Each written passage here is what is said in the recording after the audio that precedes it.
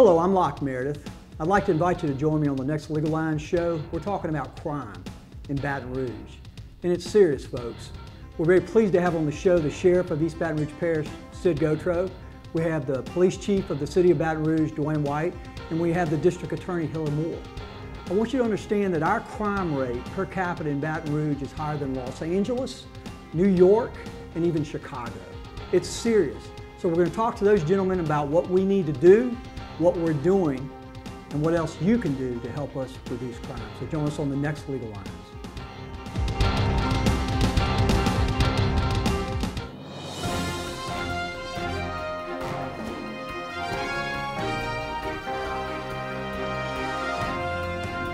Hello, I'm Locke Meredith, and I'd like to thank you on behalf of myself, Sean Fagan, and Corey Ogeron, and our entire staff for letting us come into your homes for the last 10 years via Legal Lines. We hope that you've come to a greater understanding of how the law works and how the government works for you.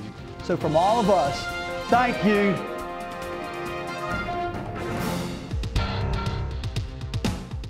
Welcome to Legal Lines. I'm Locke Meredith, and frankly, we're having kind of an encore presentation here, a show. We're talking about crime. Again, we have the Sheriff of East Baton Rouge Parish, Sid Gautreaux. We have the Chief of the Baton Rouge City Police, Dewayne, and the District Attorney for the entire parish, Hillar. Gentlemen, we were talking about crime and what we're trying to do and implement to take it under control, but the bottom line is resources are maxed from everything I'm hearing. Right. Your personnel, your manpower is doing everything it can. You've got it streamlined. You've got them where you have to put them. You're having to prioritize where you put them. What do we do? Well, what you have to do is you have to stretch your resources as much as you possibly can. But y'all have done that, right, Chief? Well, we have. What I told my CIB commander to do is quit specializing so much and generalize. So if things overlap like fraud, forgery, put that and felony theft together. Put those two divisions together. Would I rather have it specialized? Yes, because these when you specialize in something, you're able to go to court to articulate it better. And don't drop the ball. That's right. And they know what Hillar's looking for in a report and the evidence he needs. But I don't have that. I need probably 30 to 35 investigators right now in CIB. CIB? Criminal Investigation Bureau. Okay. I need, right now, I'm probably 35 short. And you need 200 more officers on the... I need 200 boots on the ground. We do. And the reason we need that is because we need to be able to adequately provide quality police services in a timely fashion to the people of the city of Baton Rouge. And you know, you get a shift where you have two people that call in sick and somebody on vacation, and you're rolling and they get 10 or 12, 15 file numbers. Yeah. They can't do any proactive policing. And that's exactly what you told me last time. They can't establish relationships because they're putting out fires. And you say, we're in the era of community policing. It's really not it's a new concept. I mean, it's a concept, but we're in community policing era. But my men don't have time to community police because they're going from time. And so for anything really to improve with where we are right now, the community has to step up to the plate. They do. And really just trust law enforcement. Hopefully there's a foundation for that, but they've got to be your eyes, they've got to be your ears, and they've got to be your witnesses sometimes. They do. That's right. Sheriff, you've told me in the past that you needed at least another 100 deputies. Is that still where you are? We're in that same position. Right now, I'm 56 positions short. Those, another 100 would suffice for me to adequately deal with things right now. But you know, I'm short in all my divisions. I think we're short right now about I think 15, 17 in investigative units, and I'm short on the road. You know, another 15 or 20 deputies. But I could use them. The problem is with us is this, with the sheriff's office. When you look at how we are funded, we're funded primarily from 3 bond issues, 2 of which are renewable every 10 years. 1 is a permanent bond. And you just renewed one, right? We just renewed one year before last. I got to renew another one next year. But those 3 bonds are about 75% of our budget, and then the rest comes from fees and related. Where we're at now in dire straits is over an 11-year period from 99 to 2010, our ad valorem tax were increasing by, that's property tax values. They were increasing by an average of 7% a year. Because property values were going up. Right. That's weird what's going on now. That was putting about $2.5 million a year into the sheriff's office fund. Last year, it went to 1.2%. This year, it went to 1.4%. We're losing $2 million, $2.5 million a year in that regard. Demands are greater and resources are fewer. And then the other source of income we had was when we collect all this taxes for some 40 different taxing authorities, we put it in the bank, and when the law says in a timely fashion, we have to disperse that to all the different entities. But in the meantime, it's in the bank and it's drawing interest, which can go back in that which is nothing fund. These days. In 4-year period from 08 through 12, we I think it was right about $5 million in interest. Interest rates has plummeted, and it's averaging now like $700,000 a year. So you're lucky to get 1%. I mean, it's just, and so I'm strapped. I'm strapped. If things don't change economically, and I've done everything I can, if things don't change economically by the year 2016, I'm gonna have to be looking at, and I don't want to do that. I'll go to the public before I have to do that, but laying off people. Hillar's in the same position. Yeah, Hillar, tell me. I mean, I'm overwhelmed because I'm a lawyer and I'm contemplating working. The quantity of cases your folks are, it's just unbelievable. By the end of this year, we'll have a negative balance, and then next year it'll be a lot more negative. And most of that is governmental wise, carrying the GASP, the health care benefits that we're required to carry on the books, so to speak. So that's significant for us. But we would like to specialize. I would like to have a homicide unit. Sure. That those people could specialize on murder cases, domestic violence, rape cases. The violent stuff. The guys we want out here. He just reminded me, we talk about felony theft or theft divisions. There is so much theft, embezzlement, computer theft, ID theft. They cannot, they are so overwhelmed. That's the one job I would not want to have. These deputies and police officers are working their tails off. And I see these homicide people more than I see the others. And I saw them twice yesterday and last night. See the same guys over and over again. It's tough to follow up and work on that. They're pouring their life out. They are working their tails 24/7. We got a community. I'm sorry. I don't mean to interrupt you, but we have a financial crimes division, which is computer fraud, computer crimes. I've got 10 deputies in there. I could use another 5, 6 right now. They are so loaded. It's just. We're talking about volumes of evidence. You know, from a lawyer, if you're on the other side, you want to look at every document, every bank record, and it's a load for these guys. Time, I mean, it's just it's a lot. So there's a lot of things that everyone needs, and the bottom line is the prosecution and putting the guys away. And you guys need. I mean, he can put a tax out there, but you guys really don't have that power. And my question is, what is more important than public safety? I mean, why is there not areas where funds could be redirected to you guys? Well, that's obviously a question for the mayor and the council, and that's something they have to look at, the finances. And when you go to cutting and moving money around, you do affect somebody, and that's going to happen. But what's more important than this, Hillar? I think that the issue is the priorities and where you go. But besides that, I do also have the ability to ask for a tax. Man, that'd be the last thing in the world. I would want to know for sure that we've exhausted every place that we can exhaust for money first before asking people. I pay taxes when I look at the flip side of my taxes. And when I look at what I'm paying for, I'm thinking, wow, we'd really like to see a law enforcement tax there, but we recently had another tax passed. And I think the people would probably pay for it, but it's before we make that decision, we'll make it collectively. We want to make sure it is the last resort and make sure people would support it. Well, I know in my head. Yeah, that just scares me to death as a law enforcement professional, because we can make as many cases as we want, but if Hillar can't prosecute them, we're wasting our time. And we got $750 million budget. Something's got to happen. All right, we'll continue this on the next segment. Locke, Meredith, Legal Lines. Be right back.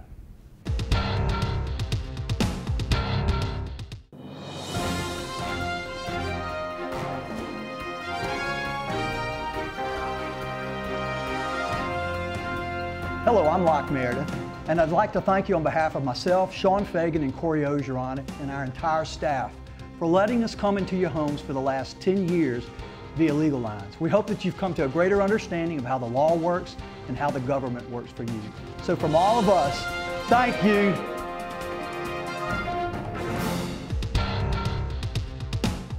Welcome back to Legal Lines. I'm Locke, Meredith, and we're talking about crime in Baton Rouge, and we're talking about, frankly, what the sheriff needs, what the police chief needs, and what the district attorney needs to reduce crime and put the criminals in jail and keep them away. So, Hillar, tell me what the top 3 things are you need. You kind of heard what they would love to get. Maybe I should go to you last, but you're the guy that ultimately keeps them off the street. Yeah, I mean, depending on what they receive may dictate what I would also need. But for us at our office, we don't have cars or guns and things that they need to do their job. What we have is people. And I have some very good, dedicated professionals. So I think what we need to do a better job is to have some more assistant DAs that specialize in homicides, domestic violence, and sex offenses, maybe a vehicular homicide, and some investigative staff that's more technical with computers and telephones and Twitters and tweet to keep up with these crime, how crime's committed changes. It's completely changed. DNA is huge, and these victims assistance counselors and coordinators that we have, all 3 of us have been an invaluable asset for us and for the victims of crime. And that's where my money would go, is for additional specialization. DAs. Absolutely. So you need investigators to make sure that you're getting done what you need to put them away, and then you need the attorneys and the staff to make sure prepare a proper case, because as you know as a lawyer, a murder case is like your biggest case that you have. That's right. And it takes a lot of time, and there's lawyers and there's judges and appellate courts. This is not an easy situation to get in. And so you need attorneys that you can, subdivide the work up into areas where you have folks who are specializing in that, and they have the time to do it completely right and thorough. Yeah, it's if you have heart problems, you want a heart surgeon that is going to dedicate themselves to your heart at that time when it's your surgery, and not jumbling a whole bunch of other. And it's really not fun. I'm laughing, but it's really not funny. This is a sad situation. It is a sad situation. It is. Chief, tell me your top 3. People. And this is what I find very disconcerting, is the fact that everybody that we put with the supplemental budget that just passed, we got 34 people we're putting through the academy. But that's just keeping up with who you're losing. That's just keeping up with who we're losing. They were all 7-0 votes. I got 7 people that sit on the oral interview board. They're all 7-0 votes. But most of them, why are you applying for the Baton Rouge Police Department? Well, because state police is not hiring. So it could be. So I'm thinking, now, am I just going to be a training? Am I just going to be a training officer for when these guys, or when Mike starts hiring, or the state starts hiring? Are they going to state police? I don't know. But I think the priority for this administration and the Metro Council and the mayor is also policemen's pay, because these officers are not being paid commensurate with what they're doing. Do I recall correctly when we did our last show that they were paid $25 an hour or something like that? No, that's supervisors. I have a lieutenant, a tenured, maxed out lieutenant that's making $25 an hour.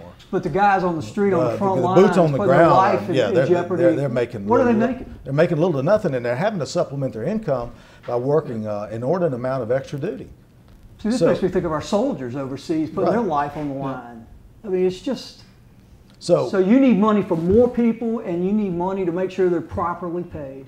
I think so. And when you get a properly educated, properly trained, and properly paid police department, you get a more professional police department, and you become a more efficient police department.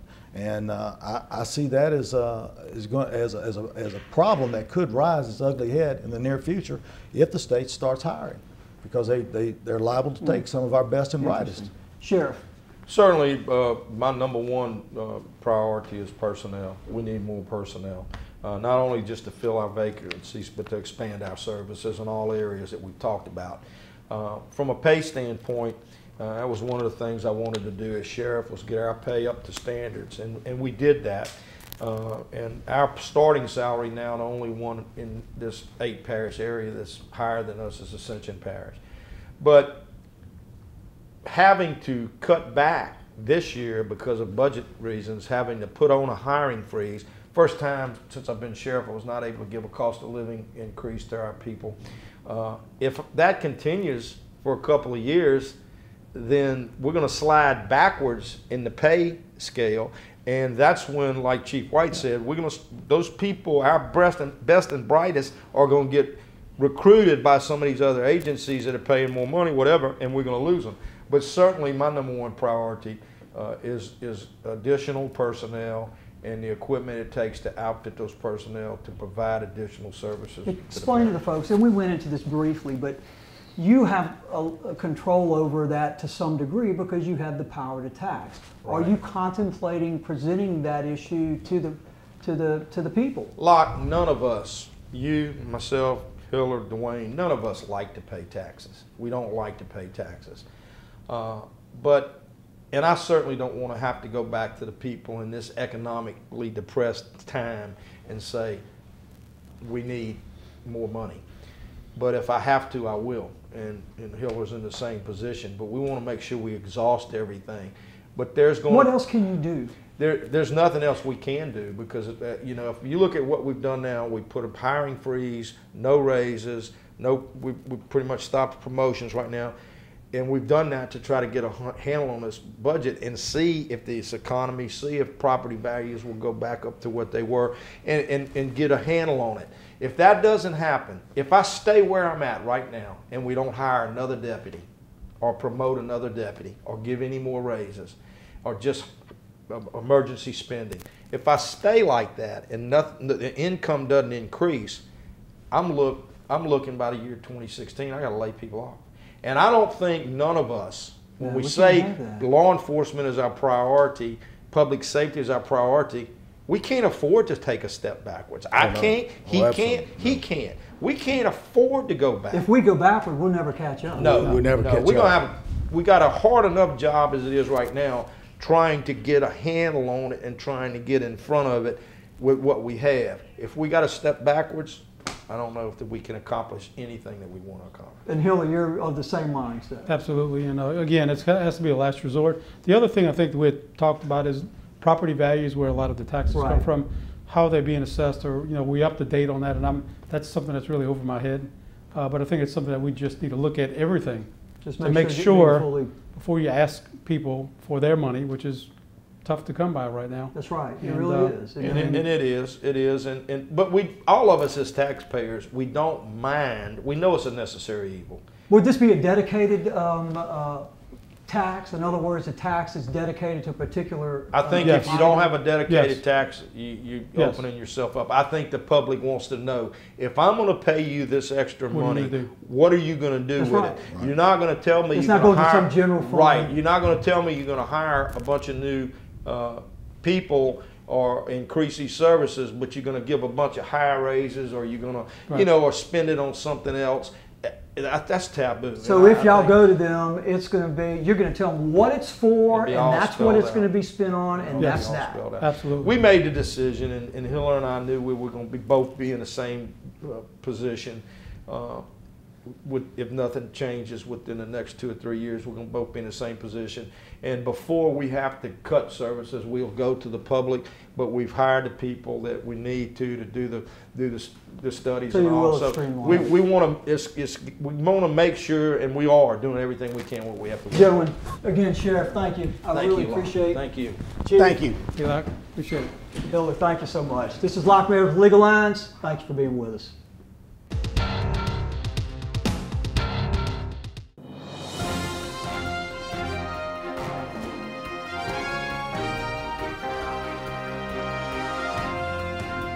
Hello, I'm Locke Meredith, and I'd like to thank you on behalf of myself, Sean Fagan, and Corey Ogeron, and our entire staff for letting us come into your homes for the last 10 years via Legal Lines. We hope that you've come to a greater understanding of how the law works and how the government works for you. So from all of us, thank you.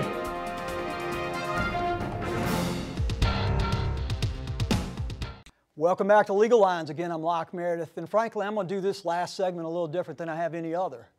I'm going to talk to you person to person. I've spent over the last year getting educated on an issue that's very important to all of us. I've investigated, I've interviewed a lot of folks, and the bottom line is, I think I now know the answer to this question. does Baton Rouge, does the city of Baton Rouge and the parish of East Baton Rouge have a serious crime problem? The answer? Absolutely. There's no doubt about it. Consider this. We have an LSU professor, Dr. Edward Shahade, who has researched crime statistics in the Baton Rouge area for years. And he's concluded that Baton Rouge, little old Baton Rouge, has a higher per capita murder rate than Los Angeles, than Chicago, than Washington, D.C., than New York, and several other crime-ridden cities. We have a serious crime problem. His statistics also show that in the last 10 years, our murder rate has increased by over 40%. He further notes that violent crime, the violence of a community, is determined most accurately by its homicide rate. We have a serious crime problem. So much so that Baton Rouge, Louisiana was featured in the Wall Street Journal for its high murder and crime rate. We have a serious crime rate. Finally, consider this. I have interviewed the sheriff of East Baton Rouge Parish, the district attorney of East Baton Rouge Parish, also Baton Rouge police chief of City of Baton Rouge, and the superintendent of the Louisiana State Police, all of whom indicate Baton Rouge has a serious, serious crime problem. Here's what they have to say. When you look at the per capita and you look at Louisiana, and we're worse than Chicago, we're worse than New York, I mean, come on, that should concerns us. And the fact that when you look at Baton Rouge, you look at New Orleans, and we're in the top 5 of the worst cities in the nation. I live here. This year, we're just the same as Baton Rouge City. You know, we have more homicides to date this year than we had last year, so that's very concerning to us. And we're ahead of last year's pace, and that's disconcerting to me. We see cases that come in, and we see that the numbers are increasing. And unfortunately, the numbers of murders or bodies, you know, the count is really, it's real and it's hard. We've got a segment out here that it's not that somebody won't try, it's not that you don't keep praying for them, but they're hardcore killers. We're seeing the destruction of young black men. It is a Baton Rouge-wide problem. There's not a man, woman, or child living in East Baton Rouge Parish that crime does not affect each and every one of us. Where are you going to move to? It's happening everywhere. Pretty clear we've got a crime problem, a serious crime problem in Baton Rouge. So who's in a position of power to tackle this crime problem, to reduce it? Well, the bottom line is the mayor of the city is like the CEO of a corporation. He's the chief executive officer of our local government. And the mayor has the power, according to our plan of government, to direct where resources, where money, where manpower is going to be directed. And also the Metro Council participates that, but very little. The Metro Council has very limited power, basically to okay the mayor's budget, to ask questions of the mayor and of his law enforcement personnel. And that's about it. Here's what I've learned. The person that has the power and the authority to make these decisions and tell people what to do is the mayor-president. That's the way our plan of government is written. The council does not have that authority or power. Unfortunately, we wish we did. The mayor-president, under our plan of government, has a lot of power, a lot of authority. He can look at his department heads, whom he appoints, and he could say, hey, this is what we're going to do. Do it this way, and I'm going to hold you accountable, and I want these results. And it has to be done. If it's not done, he fires the person he appointed and gets somebody else in that does it. Now that was Mike Walker, who is the Mayor Pro Tem. He's been in the Metro Council for 12 years, currently has held for the last 4 years the position of Mayor Pro Tem. He would take over if the mayor was incapacitated in some way, but as a Mayor Pro Tem, he really is just like another council person. So we've talked about that we have a serious crime problem. We know who is in the position of power to address this. So what's the plan? The mayor has indicated, I've talked to the mayor, I've done shows with the mayor, and he has indicated that because of the limited resources that is available to our government, because of the depressed economy, the monies don't exist to do a whole lot more than what's been done. What the mayor's indicated, he wants to fund a couple of academies to increase, hopefully, the police forces, and he's also indicated, that most crime law enforcement professionals do not believe that will necessarily reduce crime, that it requires community involvement, and he intends on focusing on that. Here's what the mayor said. The law enforcement monies will have to come, frankly, from existing revenues, which because of the downturn in the economy last year was bad. We hope to put together at least 1 or 2 academies this year. But most law enforcement professionals will tell you that just by having more people on the streets does not guarantee a reduction in crime. There are a lot of other components that you have to put in place. The community has to get involved quite a bit. I want the ministers and those, because a lot of these crimes are happening in North Baton Rouge, is to begin to dissect the community and work in strategic groups on various blocks and streets and those things, become each other's eyes and ears. So that was the mayor's plan, but our law enforcement officials tell us, frankly, they need something else. Here's what they say. I think that we would be embarrassed if the people knew how many officers and deputies were working per shift, per location. You'd be scared. We had this tremendous increase in population, but the sheriff's office didn't have a tremendous increase in resources. We have got to stay up with that attrition rate. So we're treading water. We're just treading water right now. So you still need 200. I still need 200. When you look at other cities and compare other cities and jurisdictions, when they ask how many officers we have and how many DAs, it's kind of a joke. And you have how many murders, and that's all that you have. At some point, the resources, the real resources, are going to have to be directed to the sheriff, to Baton Rouge City, and to the DA's office for us to really be able to be as effective as you want us to be and that we want to be. This whole Baton Rouge community needs to come together as one to fight this problem. It's priorities. It's where does Baton Rouge want to be priority-wise?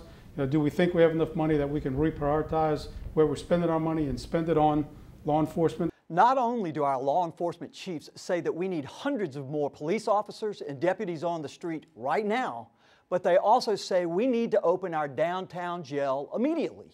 If Baton Rouge needs anything right now, it needs a downtown jail. When we shut down that downtown jail, it was a very detrimental effect. It was a bad message to the men and women in law enforcement who were out there trying to enforce laws. It was a bad message to the victim of crimes, and it was a terrible message to send to the perpetrator. If you commit a misdemeanor crime, nothing's going to happen to you. That's why we're sitting on all these thousands and thousands of warrants that people get a misdemeanor summons and they tear it up and they don't go to court. Our law enforcement chiefs have indicated with the downtown jail open, this is the difference. We take misdemeanor offenders, we don't give them summonses, we bring them to jail. If we have a conflict between 2 individuals, we bring them to jail. And so there's a consequence. Exactly. So to summarize, does East Baton Rouge Parish and the city of Baton Rouge have a crime problem? Absolutely. Do we have people in positions of power that can tackle this issue and reduce crime? Absolutely. Do we have a plan that's working? It doesn't seem that way. And what our law enforcement professionals tell us we need immediately is a jail opened up downtown. We need more boots on the ground, and we need the community to become involved. Thank you.